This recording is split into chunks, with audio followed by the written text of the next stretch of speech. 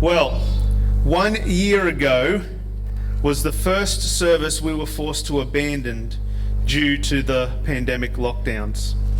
I was on long service leave and about to cancel all of my travel plans and come back to work. Ben and Dave were here working hard how to figure out what we might do to keep stuff happening. And Dave preached what would be the first of many video sermons. It's kind of crazy to think how much has changed in that 1 year.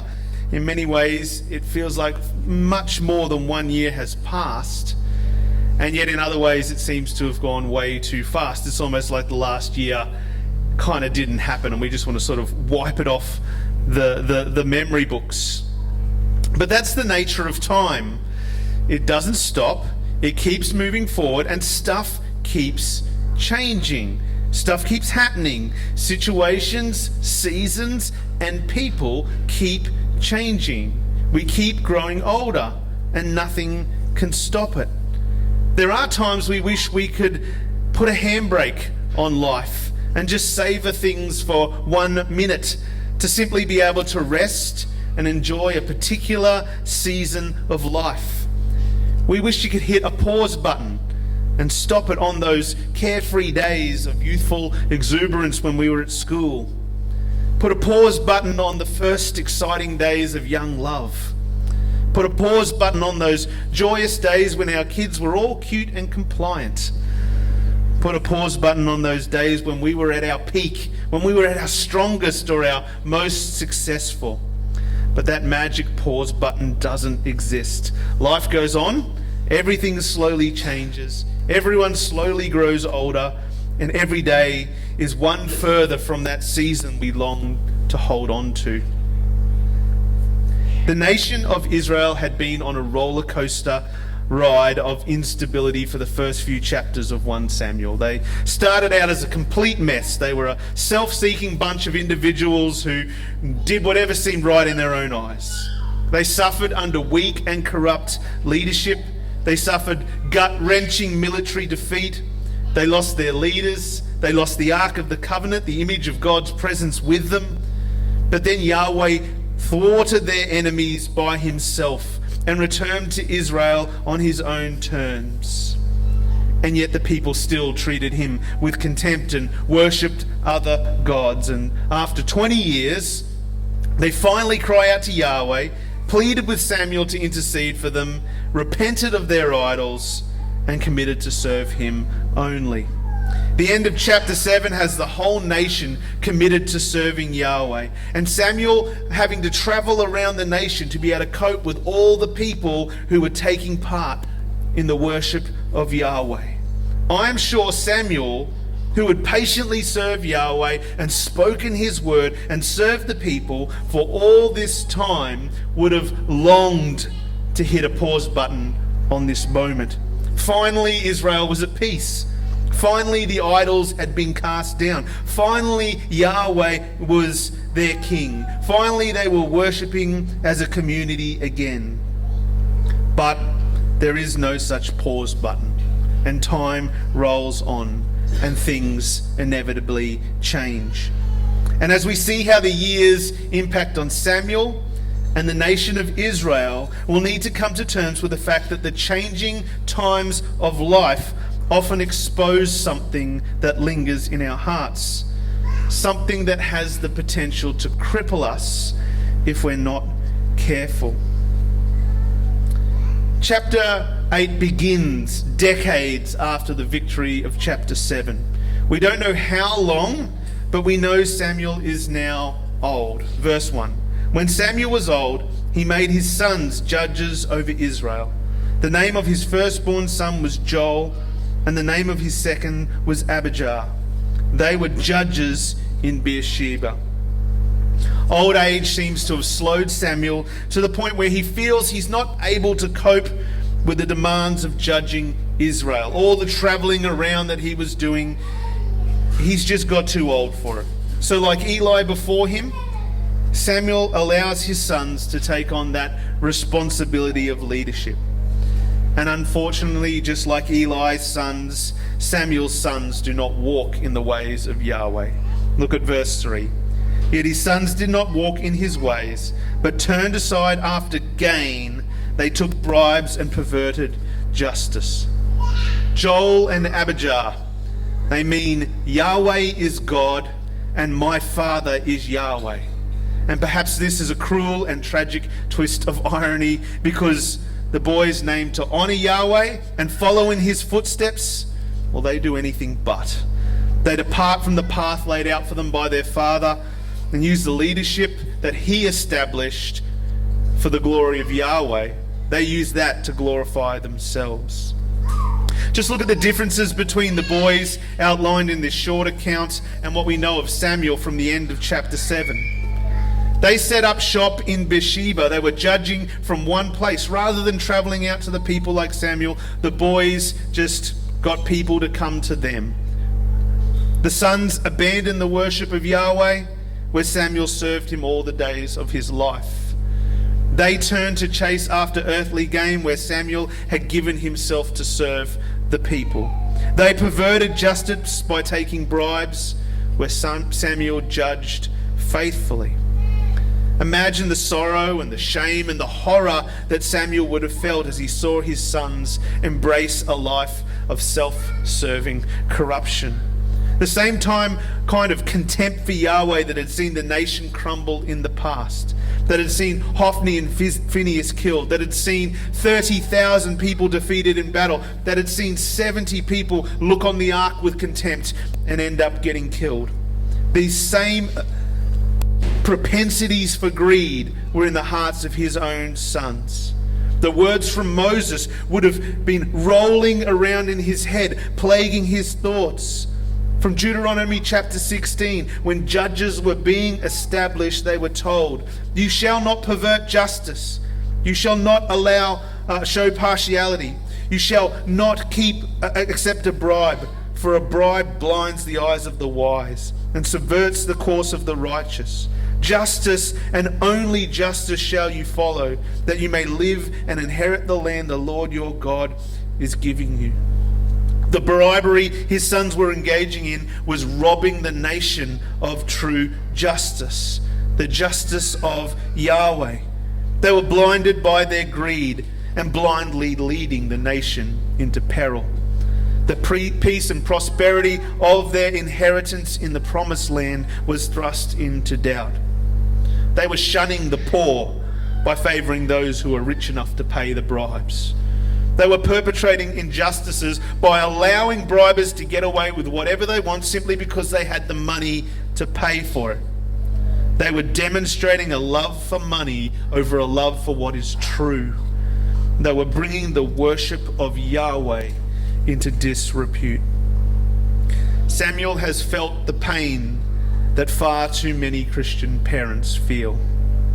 The pain of watching their children grow into adulthood and leave their faith behind.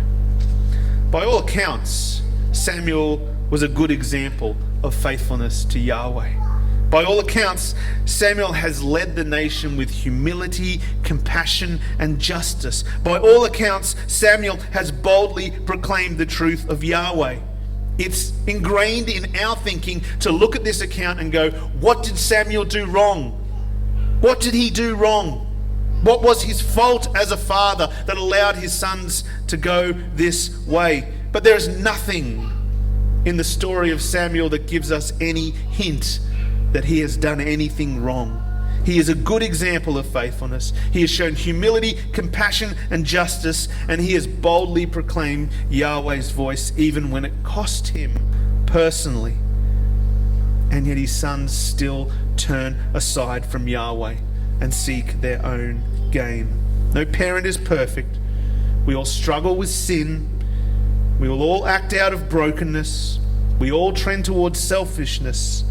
But I know countless Christian parents who have modelled a humble dependence on the grace of Jesus Christ, rejoiced in his all-satisfying love, reflected and a forgiving and merciful heart in their family, only to see their children walk away from the Jesus that they have proclaimed as the kids have got older. Oh, the longing they feel to go back and hit pause on their times their kids embraced a childlike faith, and all the devastation of knowing that they can't. This confirms the sobering truth that every child needs to encounter Jesus Christ for themselves. Every child needs to repent of their sin and trust in Christ alone for salvation. And every generation of believers must cling to the sound teaching of the gospel for themselves, or risk watching their whole world become infected with some other hope, with some other truth claim, with some other way of living. Samuel was witnessing the fruit of sons who had rejected the one true God in favour of the pursuit of self-gain and self-glory. And he knew the devastation it would cause.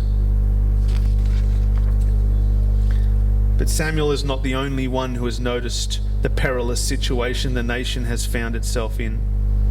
The elders of the people have also seen the writing on the wall. And in verses 4 to 5, they come to Samuel and say, "Behold, you are old, and your sons do not walk in your ways. Now appoint for us a king to judge us like all the other nations." And even in this short statement, it just reveals so much. They have noticed Samuel's old age and lessening capacity to function as their judge.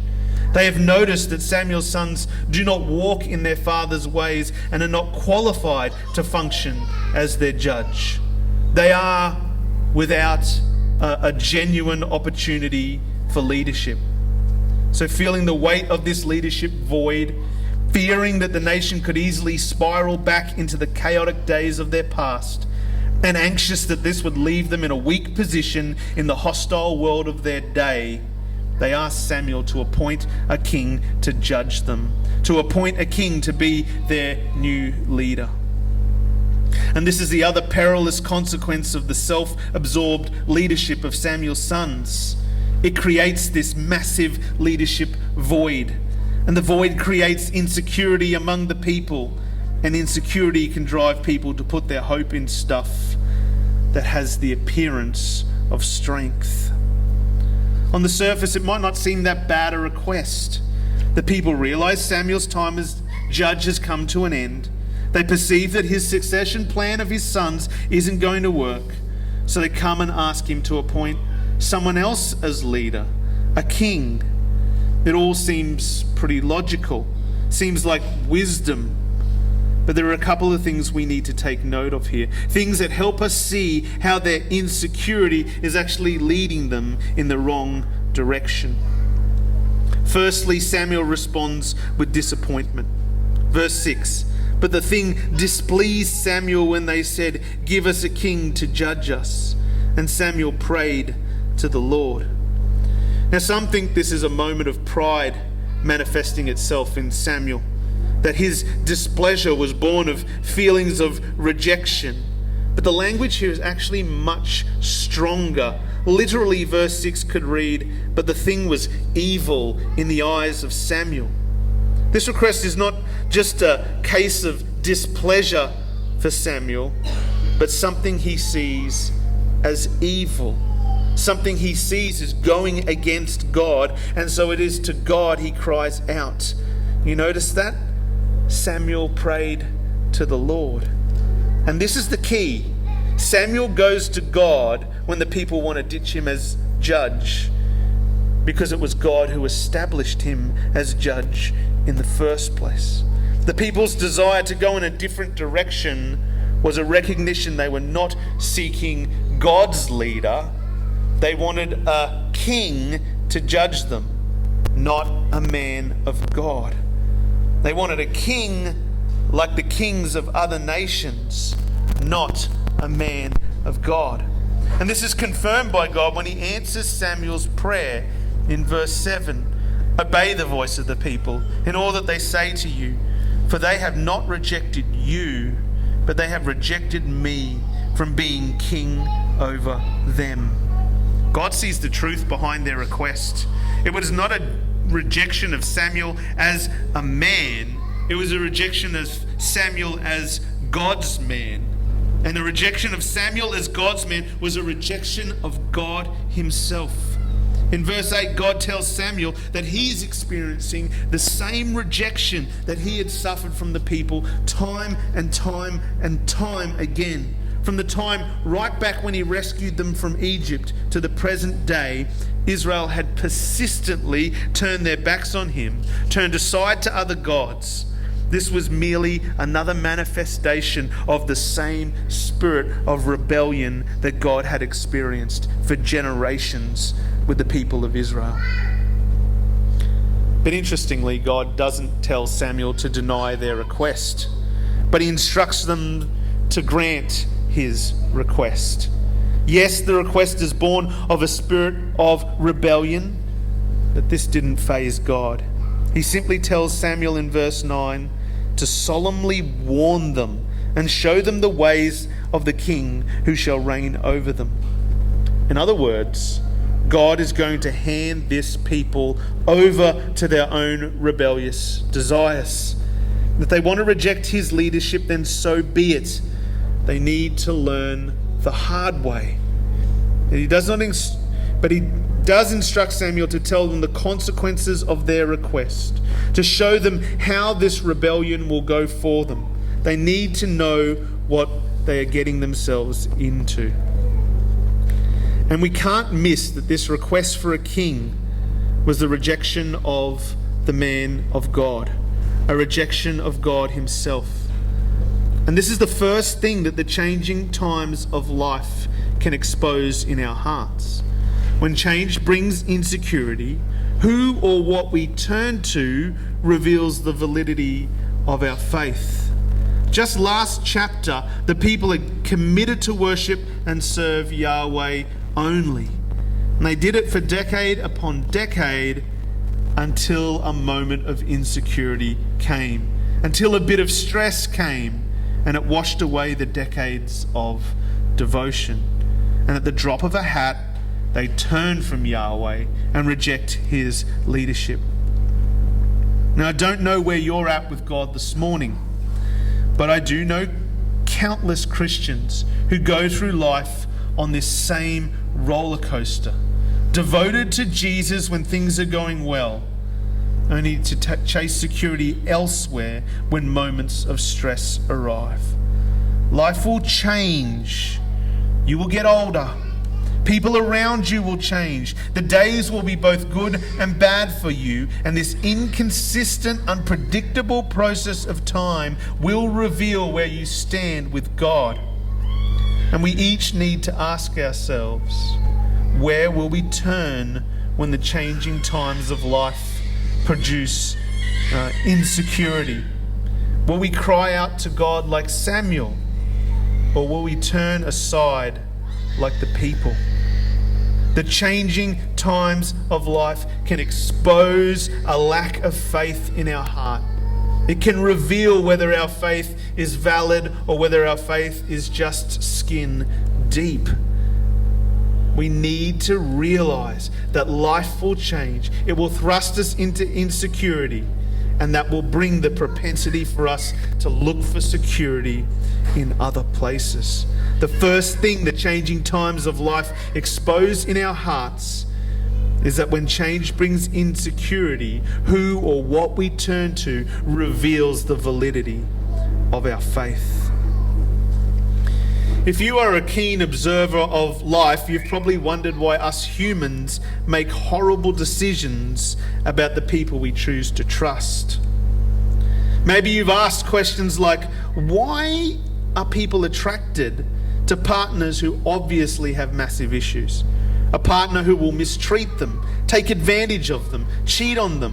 Why, when all the signs are there, do they still find themselves longing for a relationship with this person who is only hurting them? Why do people vote for brutish politicians?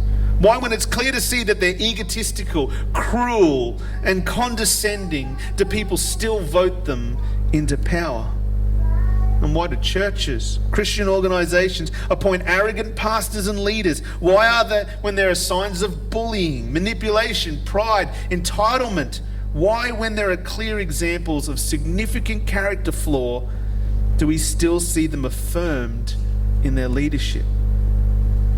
Well, it's because as a humanity, we are attracted to strong men, strong women, strong things. The one we think that will give us security and surety when our hearts feel the insecurity of this world. We have a perplexing capacity to overlook so many flaws in someone, even when those flaws can cause significant trouble for us, if that person promises to be strong enough to keep us secure.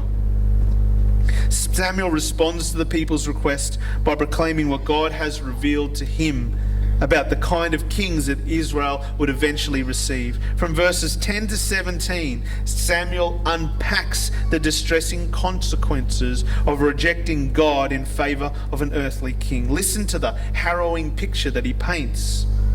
He will take your sons and use them to protect him and his interests. He will take your people and use them to farm his land, build his wealth, and fight his battles. He will take your daughters to pamper him and to feed him. He will take the best of your property. He will take 1/10 of your wealth, your produce, and your flocks. He will take the strongest and best of your servants and your beasts of burden. He will take and take and take and take to glorify himself at your expense. He will make the whole nation his slaves. In verse 18, Samuel declares that having an earthly king will cause so much pain and turmoil for them that they will cry out because of your king, whom you have chosen for yourself. But the Lord will not answer you in that day. In what would have been a powerful and sobering speech, Samuel describes the worst possible situation: a greedy, arrogant, brutish king who robs the nation to magnify himself, a slave master who will demand so much from them that they will cry out to Yahweh in fear and in desperation. Basically, a false God who makes a claim for their tithe, for their service, and for their devotion. But because they have rejected Yahweh and chosen their king over him, they will have to bear the consequences themselves. And the people, fully aware of everything that lay ahead of them, completely ignore this warning. Verse 19, but the people refused to obey the voice of Samuel. And they said, "No, but there shall be a king over us, that we also might be like all the other nations, and that our king may judge us and go out before us and fight our battles." Why? Why, after hearing all these consequences? Why, after hearing all the terror that this king will bring? Why, after they hear the gut-wrenching reality that God will not answer their cries for help? Why, when they hear all of that, do they still say, "Yeah, nah, we still take our king, thanks"? Why? Because the king is the hope of a strong man. Listen to their justification. We need to be strong like other nations. We need someone who will be strong for us in battle. They looked at the other nations around them and thought, they've all got strong kings. We need a leader to match them if we're going to secure our position and dissuade them from attacking us. And if they do attack us, we need a king who will lead us in battle and secure the victory for us. They wanted a strong man. And despite hearing everything the strong man would do to them, all the pain he would cause, they still wanted him because he was strong. And this is the second thing the changing time of life exposed in our hearts. We have an infatuation for the strong man, the strong woman, the strong one. And we will hitch ourselves to anyone who promises to be strong for us, even if they will ultimately rob us, use us, and enslave us. we will hitch ourselves to the strong man at the drop of a hat. And the fact that Israel had a very clear, passionate, God-given prophecy about the objective dangers of choosing this strong man over Yahweh, and still went ahead with it, proves that our desire to hitch ourselves to the strong one is not a logical desire. It's not like we're reasoning our way through life and making these decisions. We'll hitch ourselves to a strong man because our hearts convince us that this strong one will allay our fears, satisfy our need for security, and give us victory. Our thirst, the thirst of our hearts to be safe, secure, and victorious, is a powerful force that drives so much of what we do. We cannot underestimate how quickly we might abandon what we know to be true, abandon our Jesus, if the changing times of life thrust us into a moment of insecurity. The second thing the changing times of life exposes in our hearts is our infatuation with the strong man, the strong woman, the strong one. And we will hitch ourselves to them simply because they promise to be strong for us. We need something far more powerful than reason and logic if we're going to have a faith that stands the test of time. Because even when we know we are making a bad decision, we still are attracted to the strong man because our hearts trick us into thinking we need that strength, and we need it now. Perhaps the most surprising part of this entire story is the way God seems to be so calm about handing Israel over to their terrible decision.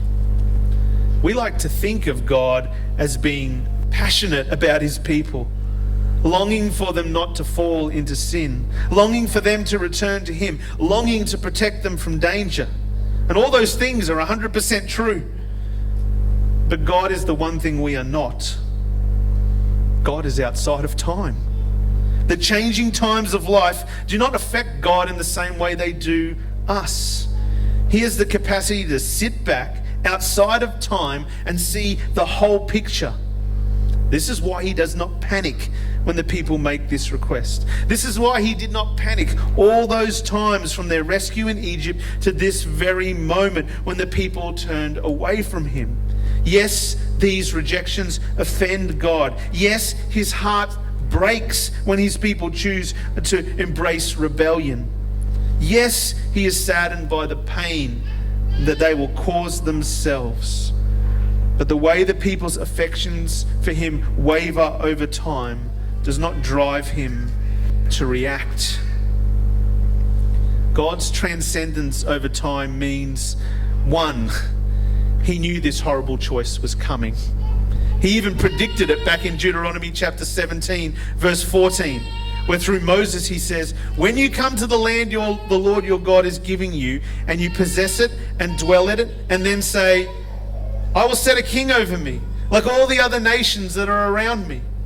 And then God goes off to list all the things they need to look for in that king, even though it's a dumb decision. God knows it's coming, predicts this exact moment in the life of Moses.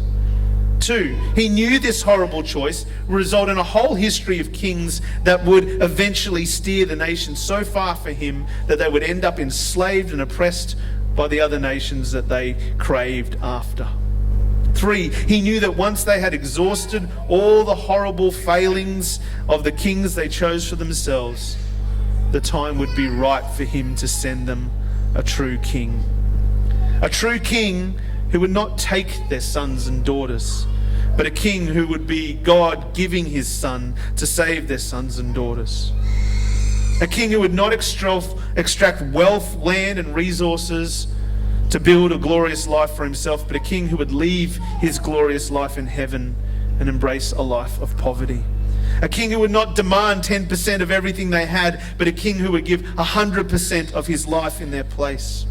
A king who would not enslave them, but a king who would make himself a slave for them and lay down his life as a ransom to save them. A king who would not conscript them to fight in his battles, but a king who would stand alone in their place and fight the greatest battle, the battle over sin and death, and secure a resounding victory. God could be calm in this moment.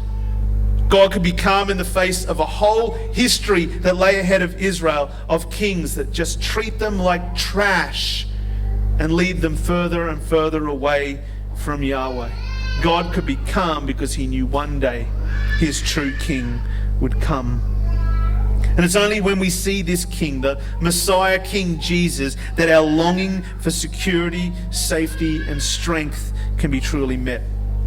When the promises of the brutish, strong ones will fade into nothing, when the changing times of life will have no power over us, Jesus Christ, the one true King, has won a victory that will stand the test of time, a victory that secures us for all eternity. So, let's make it practical. When the changing times of life see you flailing financially, while everyone else seems to be flourishing in prosperity, you do not need the strong financial options that promise wealth but enslave you to a life of worry and stress. You need Jesus, the one who graciously gives you security that will stand the test of time. When the changing times of life leave you feeling lonely because all of your friends and family have married and you feel left behind, you don't need to hitch yourself to some strong partner who might meet your longing for a relationship but trap you in a less than ideal situation. You need Jesus, the one who graciously gives hope that stands the test of time. And when the changing times of life see society moving further and further away from our ethics, from our values, and we feel like our church is losing, we do not need some strong politician who will win culture wars but drag us through the mud and trample over everyone in their path to do it. We need Jesus, the one who graciously gives you a victory that stands the test of time. Rosalie Church, we must recognize that the changing times of life will leave us feeling insecure. We must recognize that there's a propensity in our hearts to turn away from God in these moments and turn towards and grasp out for some strong man, some strong woman, some strong one. And we must abandon our love for the strong man. We must abandon our hope in the strong man. And we must turn instead to the one who came in weakness, the one who came in sacrifice, the one who came in what looked like defeat, but the one who won a victory that will stand the test of time, a victory that can secure us through all eternity. This is the one we must reach out to, and we must lay down our propensity to reach out for the strong things in this life that we think will give us security. Rosalie Church, reach out for Jesus and turn away from your strong men. Let's pray.